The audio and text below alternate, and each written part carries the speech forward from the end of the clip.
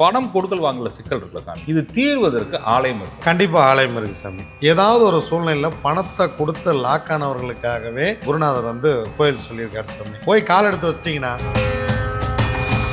உத்திரட்டாதி நட்சத்திரத்தில் பிறந்தவர்களுக்கு நிறைய பணம் வர வேண்டியது, நியாயமாக வர வேண்டிய பணம் வெளியில் நிற்கும். எந்த கிரகம் நின்றாலும் சரி. ஆனா மற்ற கிரகங்கள் நிற்கும் பொழுது என்ன பண்ணுதுன்னா, பணப்புழக்க வழக்கத்தில் கை வைக்கக்கூடிய நட்சத்திரம்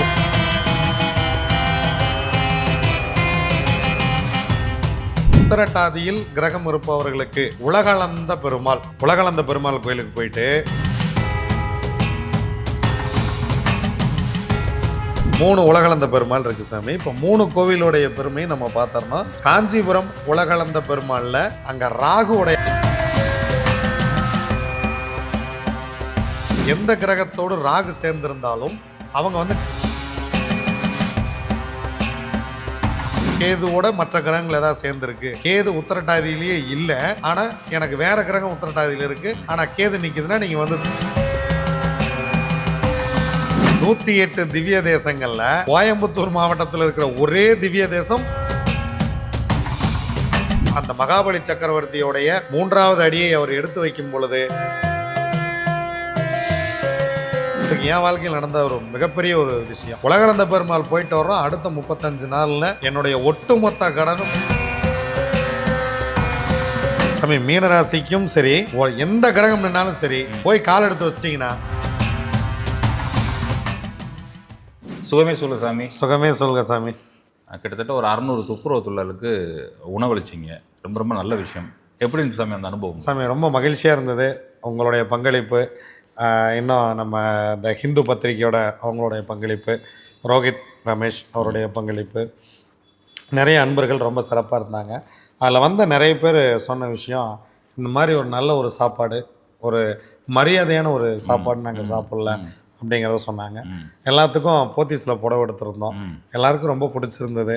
ஒரு அம்மா சொன்னாங்க, இந்த போத்தீஸை பார்க்கும் போதெல்லாம் நினைப்பேன், ஒரு நாளைக்கு உள்ளே போய் ஒரு புடவை எடுத்து கட்டணும்னு, ஆனால் முடியலையா, எனக்கு இன்னொரு புடவை கொடுக்குறீங்களா அப்படின்னு வந்து கேட்டாங்க. இந்தாங்கம்மா 2 வச்சுங்க அப்படின்னு சொல்லி கொடுத்தோம். ரொம்ப மகிழ்ச்சியான ஒரு நெகிழ்ச்சியான தருணம் சாமி. அடுத்தவன் சந்தோஷப்படுறத பார்க்குறதுல ஒரு சந்தோஷம் இருக்குது அப்படிங்கிறதுல ஒரு பெரிய ஒரு மகிழ்ச்சி. உண்மையிலேயே இதுக்கு வந்து பக்தி இன்ஃபினிட்டி சேனலுக்கும் நம்ம வந்து நன்றி சொல்லணும். நிறைய பேர் வந்து இதில் பார்க்குறாங்க. நிறைய பேர் வந்து உங்கள் சப்ஸ்கிரைபர்ஸ் நிறைய பேர் வந்து நமக்கு இதில் நிறைய உதவி பண்ணியிருக்காங்க. ரொம்ப ஒரு மகிழ்ச்சியான ஒரு தருணம் சாமி. மீண்டும் அடுத்த முறை நம்ம மலேசியா வந்து இப்போ ஜூன் 9ஆம் தேதி மலேசியா போகிறேன். போயிட்டு வந்த உடனே அடுத்து வந்து நம்ம எல்லாரும் சேர்ந்து அடுத்த ஒரு பெருசாக ஒரு நல்ல ஒரு ஃபங்க்ஷன் வந்து நம்ம பண்ணுறோம் சாமி. ஆல்ரெடி நீங்கள் சென்னையிலையும் கொடுத்தீங்க இல்லையா? சென்னை வடபழனிலையும் கொடுத்தோம். அதுலேயுமே மக்கள் நிகழ்ச்சியாக இருந்தாங்க. அதோட சிறப்பாக இங்கே வந்து நம்ம 600 பேருக்கு கொடுத்துருக்கின்றது மிகப்பெரிய விஷயம். கண்டிப்பாக சாமி. இங்கே வந்து 100 பேத்துக்கு தான் பண்ணோம், அங்கே வந்து 600 பேத்துக்கு பண்ணோம். அடுத்து வந்து 1000 பேத்துக்கு பண்ணலான் இருக்கோம் சாமி. ரொம்ப பிரமாதம்.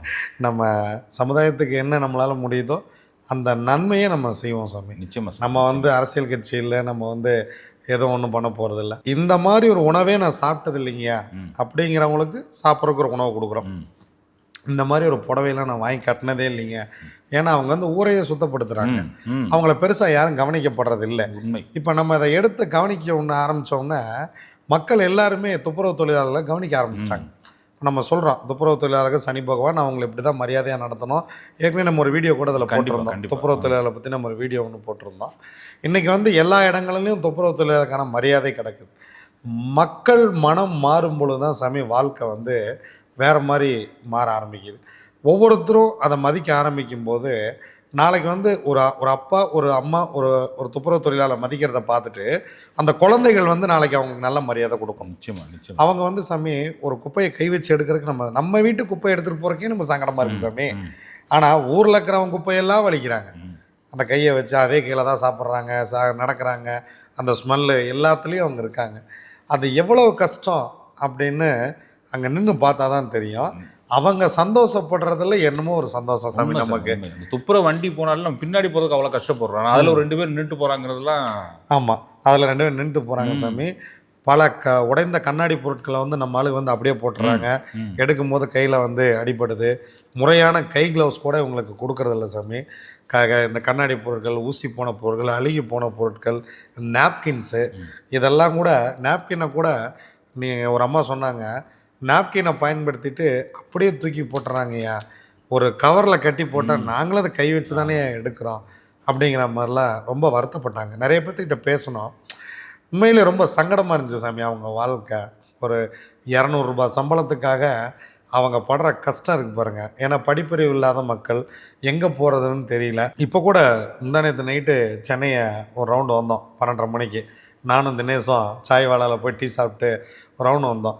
12:30 மணிக்கு ஊரையே சுத்தப்படுத்திட்டு இருக்காங்க சார். உண்மை உண்மை 100% உண்மை. 12:30 மணிக்கு அத்தனை துப்புரவு தொழிலாளர்கள் அவ்வளோ ஊரையே சுத்தப்படுத்திக்கிட்டு இருக்காங்க. அதை பார்க்கும் பொழுது நைட்டு பகல் இவங்க இத்தனை கஷ்டப்படுறாங்க. இந்த சமுதாயம் அவங்களுக்காக என்ன செய்யுது சாமி? நம்ம ஒரு ஒரு ஒரு ஒரு ஆக்டர் நடித்த ஒரு படம், ஒரு 500 டிக்கெட் கொடுத்து போய் பார்க்குறோம், 2000 செலவு பண்ணுறோம், குடும்பத்தோடு போகிறோம். நீங்கள் போய் தேட்டர்லேயும் இந்த மற்ற தேவையில்லாத செலவுகள் எவ்வளவோ பண்ணுறோம் சாமி. ஒரு 200 செலவு பண்ணி ஒரு துப்புரவு தொழிலாளருக்கு நீங்கள் ஒரு நல்லது செய்யும்போது அவங்க உங்களை மனமாற வாழ்த்துறாங்க.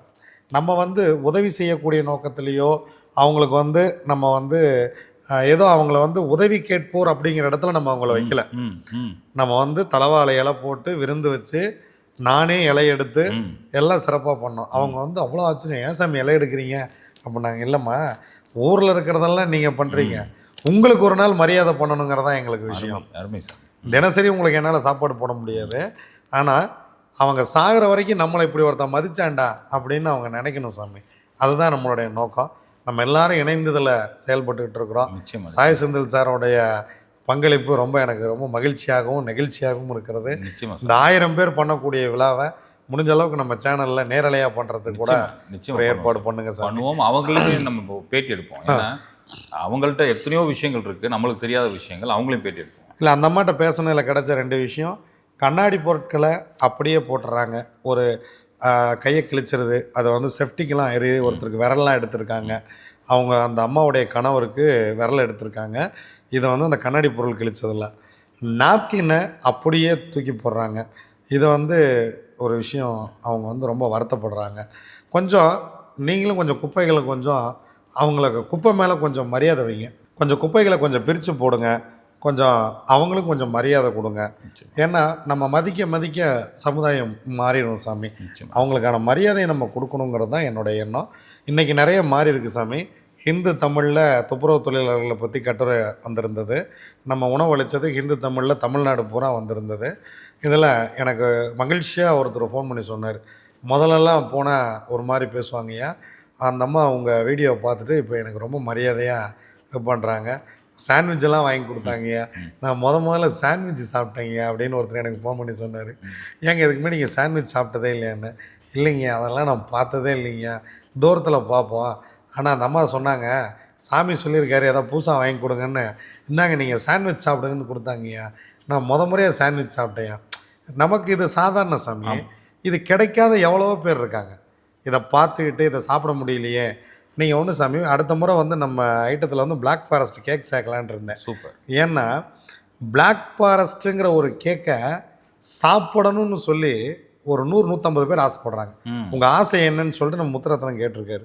அவங்க சொன்ன விஷயம், இந்த கேக்கு கருப்பு கலரில் இருக்கும் இல்லைங்க, அது பேர் கூட அவங்களுக்கு வரல.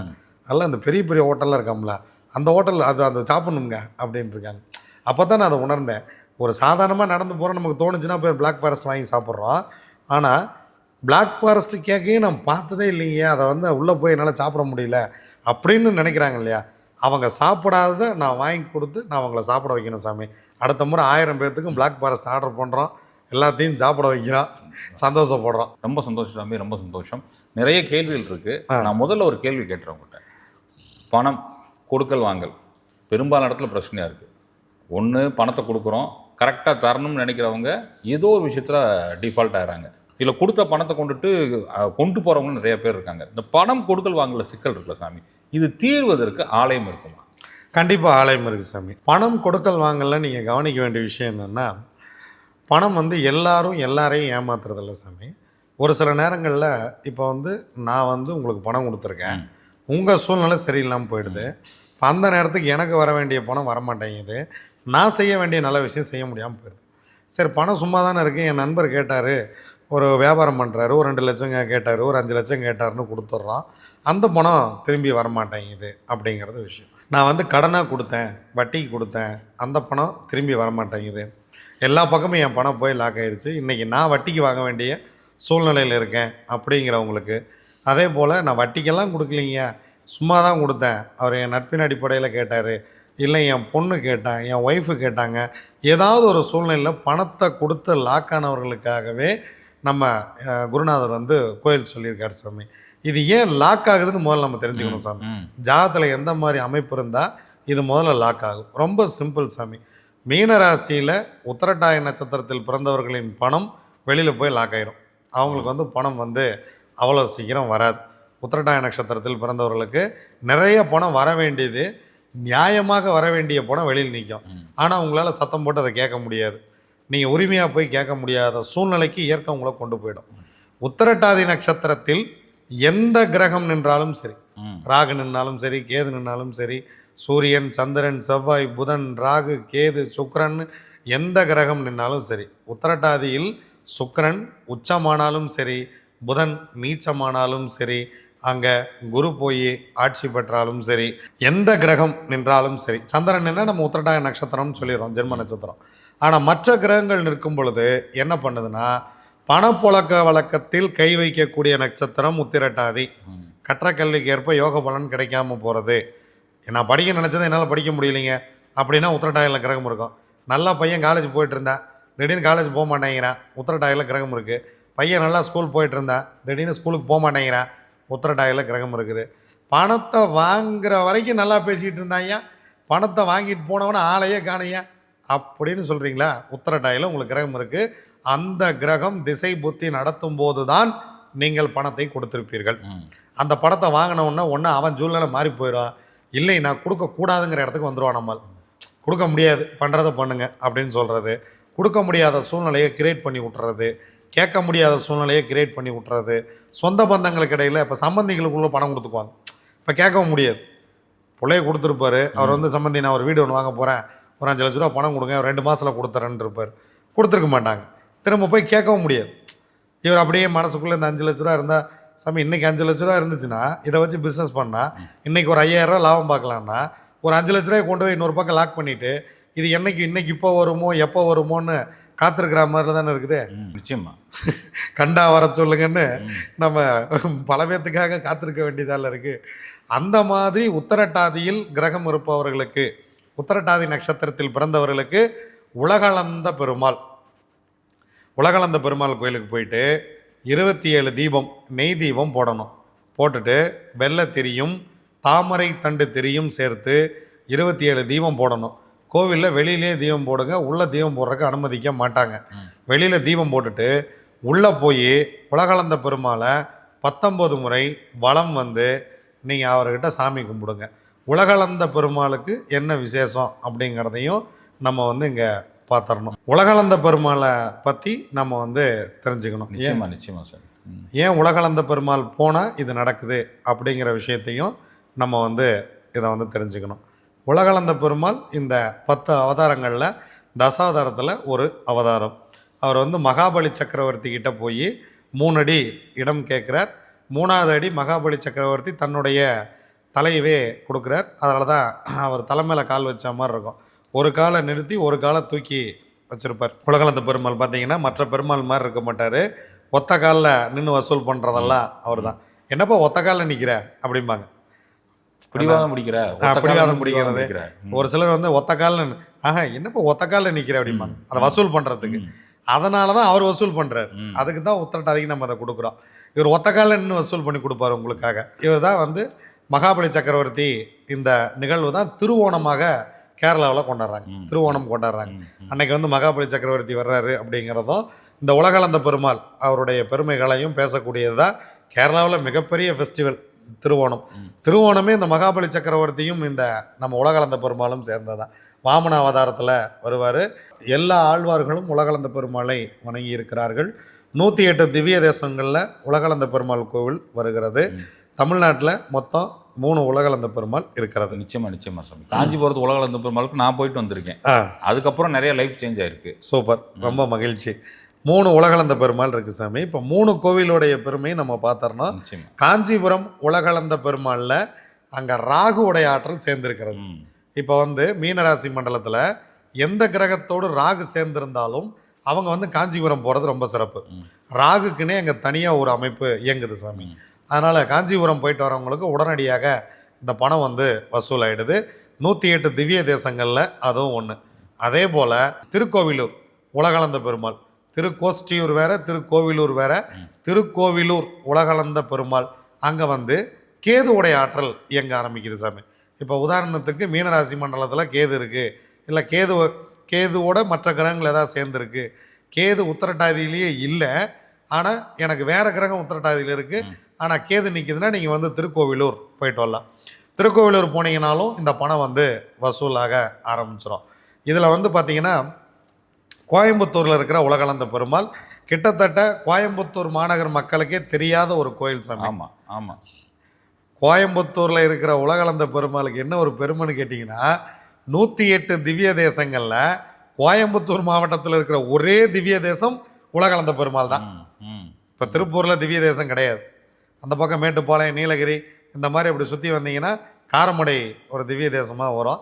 காரமடை வந்து மாவட்டம் பிரிச்சுட்டாங்க. அதில் கோயம்புத்தூர் மாவட்டத்தில் இருக்கக்கூடிய ஒரே ஒரு திவ்ய தேசம் அப்படின்னா அது உலகளந்த பெருமாள் தான். அந்த கோவில் தான். அந்த கோயிலில் பார்த்தீங்கன்னா உற்சவர் தான் சாமி இருப்பார், மூலவரே இருக்க மாட்டார். உற்சவர் சிலை மட்டும்தான் இருக்கும். இதுக்கு வந்து ஒரு வரலாறு கதை ஒன்று உண்டு. செவி வழி செய்தியாக இந்த கதையை நான் கேள்விப்பட்டேன். பட் அது எந்த அளவுக்கு அதுக்கான கல்வெட்டுகள் இருக்குது அப்படிங்கிறது எனக்கு தெரியல. இதில் வந்து என்ன விஷயம்னா, இந்த சிலை தொடர்ந்து 12 முறை காணாமல் போனதாகவும் 12 முறையும் அதே இடத்துக்கு திரும்பி வந்ததாகவும் அந்த கோயில் வரலாறு சொல்லுது. ஒவ்வொரு முறையும் இந்த காணாமல் போகுது, இந்த சிலையை கொள்ளையடிச்சிட்டு போகிறாங்க. ரொம்ப நாள் வந்து வெறும் சுவற்றுக்கு அங்கே வந்து தீபாரணை காமிச்சிருக்காங்க. அந்த சிலை காணாமல் போய் ரொம்ப நாள் வந்து வெறும் சுவற்றுக்கு தீபாரணை காமிச்சிருக்காங்க. அப்புறம் பிற்காலத்தில் வந்த ஒரு ராஜா தான் அதை யோசிச்சிருக்காரு, இதை வந்து ஏன் இந்த சிலையை கொள்ளையடிச்சிட்டு போகிறாங்கன்னு. ஒரு குறிப்பிட்ட ஒரு விலையுறைந்த கல்லில் அந்த சிலை செய்யப்பட்டிருக்கிறதா அவர் கண்டுபிடிக்கிறார். அதுக்கு மேலே தங்க முலாம் பூசி இன்று வந்து தங்க சிலையாக அந்த சிலை அங்கே இருக்கிறது அப்படிங்கிறது ஒரு செவி வெளி செய்தி. இதில் இந்த வாமன அவதாரம் நிகழ்ந்ததுன்னு பார்த்தீங்கன்னா கோயம்புத்தூர். மொழிவாரி மாநிலம் 1957 தான் பிரிக்கிறாங்க. அதுக்கு முன்பாக கேரளாவும் தமிழ்நாடும் மதராஸ் ஸ்டேட் அப்படின்னு கர்நாடகா மதராசப்பட்டினமாக இருந்தது. நம்ம தான் எல்லாம் தமிழ்நாடு எல்லாம் ஒன்றா தான் இருந்தோம். இப்போ நம்மளே தான் பிரித்து விட்டு நீங்கள் மாநிலமாக சண்டை போட்டுக்கிட்டு கிடக்கிறோம்னு வைங்க. இந்த வாமன அவதாரம் நிகழ்ந்ததாக இருந்தால் அது கோயம்புத்தூரில் தான் நிகழ்ந்திருக்க வேண்டும். ஏன்னால் அன்றைய கேரளம் கோயம்புத்தூரோடு இணைந்திருந்தது. ஏன்னா கோவில் வந்து அங்கே இருக்குது. இந்த 3 உலகளந்த பெருமாளில் கோயம்புத்தூரில் இருக்கிற உலகளந்த பெருமாளுக்கு மட்டும்தான் அபிஷேகம் நடக்கிறது. மற்ற கோயில்களுக்கு அபிஷேகம் கிடையாது. நிச்சயம், அது உண்மை. மற்ற கோயிலில் அபிஷேகம் கிடையாது. தீபாராதனை காட்டுறாங்க, பட் அபிஷேகம் தீபாராதனை காட்டுவாங்க, அபிஷேகம் கிடையாது. கோயம்புத்தூரில் இருக்கக்கூடிய உலகளந்த பெருமாளுக்கு மட்டும்தான் அபிஷேகம் உண்டு, சகசரநாமம் உண்டு. அபிஷேகம், ஆராதனை, அனைத்து பூஜைகளும் சிறப்பாக நடைபெறக்கூடியது கோயம்புத்தூரில் மட்டும்தான். அப்போ கோயம்புத்தூர் இன்னைக்கு தமிழ்நாட்டோடு பிரிந்திருந்தாலும் ஒரு காலத்தில் கேரளத்தோடு இணைந்திருந்தது. கேரளம் தமிழகமெல்லாம் ஒன்றாக இருந்தது. வாமன அவதாரம் நிகழ்பெற்றதாக இருந்திருந்து அந்த மகாபலி சக்கரவர்த்தியோடைய 3வது அடியை அவர் எடுத்து வைக்கும் பொழுது இது கோயம்புத்தூர் நியரஸ்ட் ஏரியாவில் எங்கேயோ நடந்ததாகத்தான் நமக்கு தோணுது. ஸோ இந்த அவதாரம் இங்கே நடந்திருக்கும் அப்படிங்கிற ஒரு விஷயம். ஒவ்வொரு அவதாரமும் இந்த இடத்துல நடந்தது, இப்படி இருந்திருக்கும் அப்படின்னு எவ்வளவோ ஆதாரங்கள் சொல்லப்பட்டாலும் இது வந்து கோயம்புத்தூரில் இருக்கிற மாதிரி ஒரு கோவில் கேரளாவில் கிடையவே கிடையாது. உலகளந்த பெருமாள் கோவில் கேரளாவில் கிடையவே கிடையாது. வாமன அவதாரத்துக்கு நீங்கள் அனந்த பத்மசாமி இருக்கார், பரசுராமர் இருக்கார். கேரளாவில் எவ்வளவோ நல்ல நல்ல கோயில்கள் இருந்தாலும் உலகளந்த பெருமாள் கோவில் சிங்காநல்லூரில் மட்டும்தான் கோயம்புத்தூரில் இருக்குதே தவிர கேரளாவில் இல்லை. அப்போது இந்த அவதாரம் நிகழ்ந்ததாக இருக்கும் பொழுது அது கோயம்புத்தூரில் நடந்திருக்க வேண்டுமென நான் கருதுகிறேன். என் குருநாதரும் எனக்கு இது அப்படி தான் சொல்லியிருக்காரு. கிட்டத்தட்ட 14 கோயில் கொடுத்தாரு சாமி என் குருநாதர். 14 கோயிலுக்கும் போயிட்டு வந்துட்டு இவர்கிட்ட போய் கேட்குறேன் நான், ஏன் 14 கோயில் கொடுத்தீங்க, ஒன்றுமே நடக்கலை, என்னங்க பண்ணுறது அப்படின்னு. அவர் கேட்டால், நான் உனக்கு தான் கேரண்டி வாரண்டி தான் கொடுத்துருக்கேனா, முதலே பேசி நான் உனக்கு எதாவது கேரண்டி வாரண்டியை தான் கொடுத்துருக்கேனா, 14 கோயிலுக்கு போய் நீ எல்லாம் தப்பிக்கலாம், உன் கர்மாலாம் என்ன கர்மாவாக இருக்கும் அப்படின்ட்டு கடைசியில் சொன்னார், உனக்கு செவ்வாய் உத்திரட்டாயில் நிற்கிது, நீ வந்து உலகளந்த பெருமாள் போயிட்டு வா அப்படின்னு. 15வது கோயிலா, இது என்னங்க இப்படியே போய்கிட்டே இருக்கு. உலகளந்த பெருமாள் போயிட்டு வா, உனக்கு ஒரு கண்டிப்பாக ஒரு மாற்றம் கிடைக்கும் அப்படின்னு சொல்லி சொன்னார். நான் வந்து உத்திரட்டாதியில் கிரகம் இருந்தால் கம்பல்சரி உலகளந்த பெருமாள் கொடுத்துருவேன். மற்ற கர்ம நட்சத்திரத்துக்குலாம் கோயில் கொடுக்குறனோ இல்லையோ, உலகளந்த பெருமாள் எங்கிட்ட மஸ்ட்டு. அது இல்லாமல் நான் கோயில் கொடுக்க மாட்டேன். கர்ம நட்சத்திரத்தில் எந்த கிரகம்னாலும் கொடுத்துருவேன். மாந்தி நின்னா கூட கொடுத்துருவேன். ஏன்னா அதுக்கு என் வாழ்க்கையில் நடந்த ஒரு மிகப்பெரிய ஒரு விஷயம். உலகளந்த பெருமாள் போயிட்டு வர்றோம், அடுத்த 35 நாளில் என்னுடைய ஒட்டுமொத்த கடனும் அடைபடுவதற்கான வழி ஏற்பட்டது. அதுதான் இதில் பெரிய விஷயம். என்ன, அந்த உலகளந்த பெருமாளை பார்த்துட்டு வந்தோடனும் இந்த இமீடியட் ரிசல்ட்னு சொல்லுவாங்கல்ல, மீனராசிக்காரர்களுக்கு உத்திரட்டாதி நட்சத்திரக்காரவங்களுக்கு இமீடியட் ரிசல்ட்டுங்கிறது ஒரு 3-4 நாள்லேயே தெரிஞ்சிருக்கு சார். சாமி, மீனராசிக்கும் சரி, எந்த கிரகம் நின்னாலும் சரி, போய் கால் எடுத்து வச்சிட்டிங்கன்னா வேற லெவல். காப்பாற்றுறதுல மண்ணை, பணம் கொடுக்குறதுல கிங்கு. நீங்கள் பணம் பணம் பணம், உங்களுக்கு பணம் வர்ற விஷயம் எல்லாமே வேற லெவலில் இருக்கும். உங்களுக்கு பணம் வரமாட்டேங்குது சாமி, எனக்கு அன்னைக்கு 25 லட்ச ரூபா கடன் சாமி, ஒரே ஒரு லேண்டு விற்று 25 லட்ச ரூபா பணம் வச்சு 35 நாளில் என்னால் நம்பவே முடியல. ஆனால் என்ன விஷயம்னு கேட்டிங்கன்னா, இப்போ 1.5 வருஷமா முயற்சி பண்ண நம்மளை கூப்பிட மாட்டேங்கிறார் சாமி. போக மாட்டேன், முடியல. நான் போயிட்டு வந்ததுக்கப்புறம் திருப்பி ரிப்பீட் போக முடியல சாமி. இன்ன வரைக்கும் ட்ரை பண்ணுறேன், விட மாட்டார் சாமி. நீங்கள் உலகளந்த பெருமாள் மட்டும் இது எதோ சொல்லணுங்கிறதுக்காக சொல்கிறேன்னு நினச்சிக்கிறாதீங்க. உலகளந்த பெருமாள் மட்டும் அவர் விருப்பப்பட்டால் தான் உங்களை கூப்பிடுவார். நீங்கள் எல்லா கோயிலுக்கும் இதை பல பேர் இந்த டயலாகை சொல்லி போட்டாங்க. ஆனால் விஷயம் அப்படி இல்லை. உலகளந்த பெருமாள் போன எல்லாருக்கும் தெரியும், போயிட்டு வந்தால் ரிப்பீட்டு திரும்ப உள்ள விட மாட்டார். அந்த காலம் வரணும். சாமி, நான் திருப்பூரில் இருக்கேன், எனக்கு சிங்கானூர் 40 கிலோமீட்டரு, கிட்டத்தட்ட நானும் ஒரு 10 உத்திரட்டாதிக்கு முயற்சி பண்ணி பார்த்தேன். இன்னைக்கு பாருங்க, இன்னைக்கு உத்திரட்டாதிங்க உட்காந்து பேசிக்கிட்டு இருக்கேன். நான் காலையில் கூட நினச்சேன், நீங்கள் வந்தோடனே சொன்னேன், சார் நீங்கள் உத்திரட்டாதி, இன்னைக்கு உலகளந்த பெருமாள் போகணும்னு நினச்சேன். இன்னைக்கு உலகளந்த பெருமாளை பற்றி பேசிடுவோம். பேசிக்கிட்டு இருக்கிறனால உத்திரட்டாதியில் பேசிக்கிட்டு இருக்கோம். ஏதோ ஒரு கமிட்மெண்ட்டில் வெளியில் வந்துடுறோம்.